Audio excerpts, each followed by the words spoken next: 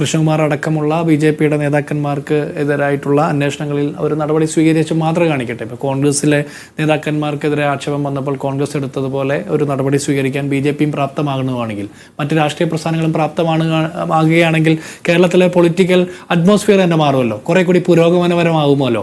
അപ്പോൾ അതിനെ ഞങ്ങൾ സ്വാഗതം ചെയ്യാം. പക്ഷേ കൃഷ്ണകുമാറിന്റെ ഡിഫൻസ് വീക്കായി പോയെന്നാണ് എനിക്ക് തോന്നുന്നത്. കാരണം അദ്ദേഹം കൊണ്ടുവന്ന കോടതി ഉത്തരവുകളും അല്ലെങ്കിൽ കേസിന്റെ മറ്റ് നാൾവഴികളെ കുറിച്ചിട്ടൊക്കെ പരാമർശിച്ചപ്പോൾ ലൈംഗിക അധിക്ഷേപവുമായി ബന്ധപ്പെട്ട അതിക്രമവുമായി ബന്ധപ്പെട്ട ചാർജുകൾ ചെയ്തിട്ടില്ല. അത്തരം കേസിൽ അദ്ദേഹം കുറ്റവിമുക്തനായിട്ടുമില്ല.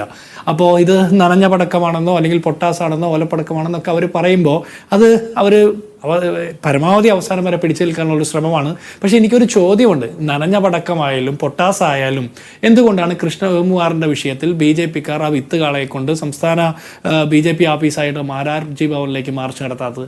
നനഞ്ഞ പടക്കമായാലും എത്തരത്തിലുള്ള പടക്കമായാലും ഒരു സ്ത്രീയുടെ, ഒരു പെൺകുട്ടിയുടെ, പ്രത്യേകിച്ച് ഭാര്യയുടെ സഹോദരി എന്ന് അദ്ദേഹം തന്നെ വെളിപ്പെടുത്തിയ ഒരു സാഹചര്യത്തിൽ, ഇരയുടെ ഐഡന്റിറ്റി പോലും അദ്ദേഹം വെളിപ്പെടുത്തിയ ഒരു സാഹചര്യത്തിൽ ഞാൻ അങ്ങനെ പറയുന്നില്ല. പക്ഷേ ഒരു പെൺകുട്ടിയുടെ ഭാഗത്തു നിന്ന് അദ്ദേഹത്തിനെതിരെ വന്നിട്ടുള്ള ആക്ഷേപത്തിൽ BJP-ക്ക് എന്തുകൊണ്ടാണ് സമരം ചെയ്യാത്തത്? അതോ BJP-ക്കാർ ആക്ഷേപത്തിന്റെ മുൾമുനയിൽ നിൽക്കുന്ന സമയത്ത് വിത്തുകാളയെ അവരെവിടെയെങ്കിലും കെട്ടിയിട്ടിട്ട് മറ്റ് രാഷ്ട്രീയ പ്രസ്ഥാനങ്ങളിൽ മാത്രമാണ് വിത്തുകാള സമരം നടത്തുകയുള്ളൂ എന്നുള്ള നിർബന്ധം BJP-ക്ക് ഉണ്ടോ?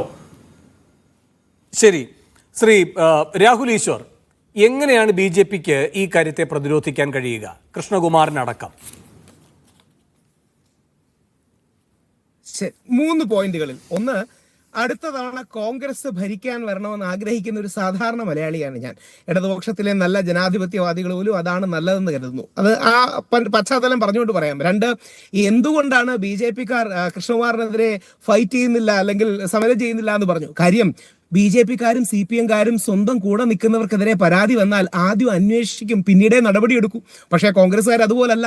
പണ്ട് കോടതി പരാമർശം വന്നാൽ രാജിവെക്കാൻ പറയുമായിരുന്നു, പിന്നീട് അന്വേഷണം വന്നാൽ രാജിവെക്കാൻ പറയുമായിരുന്നു, പിന്നീട് പരാതി വന്നാൽ രാജിവെക്കാൻ പറയുമായിരുന്നു, ഇപ്പൊ ആരോപണം വന്നാൽ രാജിവെക്കാൻ പറയും. നാളെ ആരോപണം പോലും ഇല്ലാതെ കൂടെ ഉള്ളവരോട് രാജിവെക്കാൻ പറയുന്നതിന്റെ വലിയൊരു സ്റ്റാൻഡേർഡാണ് കോൺഗ്രസ് കാണിച്ചിരിക്കുന്നത്. അത് ബാക്കി ഒരു പാർട്ടികളും എത്തുമെന്ന് തോന്നുന്നില്ല.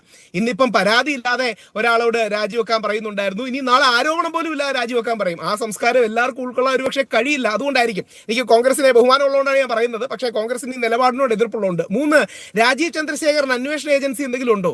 രാജീവ് ചന്ദ്രശേഖരനാണോ പരാതി കൊടുക്കേണ്ടത്?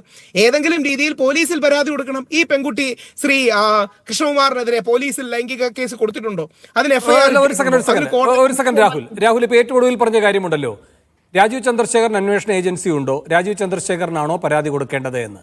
അങ്ങനെയെങ്കിൽ ഈ പറയുന്ന RSSന്റെ പ്രധാനപ്പെട്ട നേതാവായ ഗോപാലൻകുട്ടി മാസ്റ്ററിന്റെ മുന്നിൽ ഇവർ പോയിട്ടുണ്ട് എന്നാണല്ലോ പറയുന്നത്. ചേർത്ത് പിടിച്ച് നിർത്തി. പിന്നെ സംഘടനാ ചുമതലയുള്ള സുഭാഷ് പറയുകയുണ്ടായി, എൻ്റെ ഒരു സഹോദരിയെ പോലെ ഞാൻ കാണുന്നു, ഇതിൽ നീതി ഉറപ്പാക്കുമെന്ന്. അപ്പോൾ അവർക്കൊക്കെ അന്വേഷണ ഏജൻസി ഉണ്ടോ?